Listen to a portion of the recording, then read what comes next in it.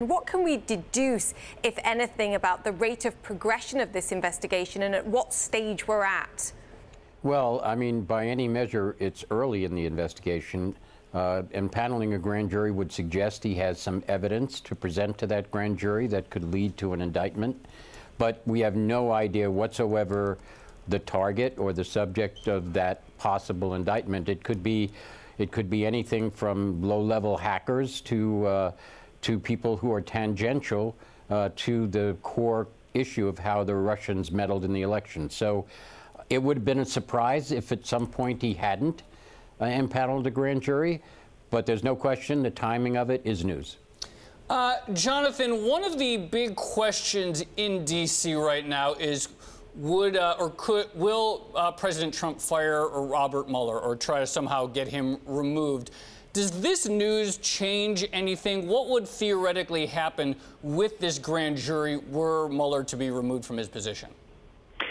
Well, that would be a remarkably foolish step for the president to take. It would prolong this scandal, deepen it, and could well trigger impeachment proceedings.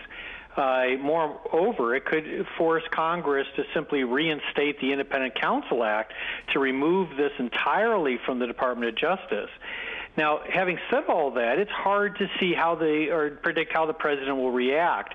In many ways, the investigation's trajectory is taking it in a place that President Trump said he did not want to go, and that is his financial dealings. Just this week, Mueller picked up a former prosecutor by the name of Greg Andres, who is a specialist in financial fraud matters. He's a partner in a major firm.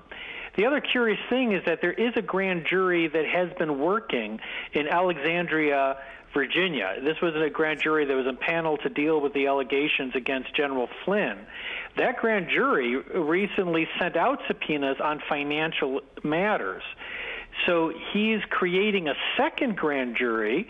It's certainly more convenient to him, but the question is, why does he want these two grand juries proceeding in tandem just 10 miles apart? Why, Jonathan? Well, I think that part of it is that the grand jury is expanding. He's expecting to do a lot of work in the grand juries. The grand juries can not only issue subpoenas, they can bring in witnesses. That is the most effective tool for prosecutors. It can really put pressure on a witness.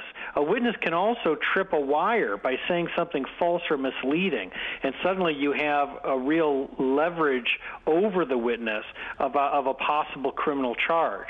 So the only thing I could guess is that the investigation is getting broader, and he wants the convenience of having two grand juries moving in tandem. I would expect the Washington, D.C. grand jury to be the center of gravity from this point on because of their proximity.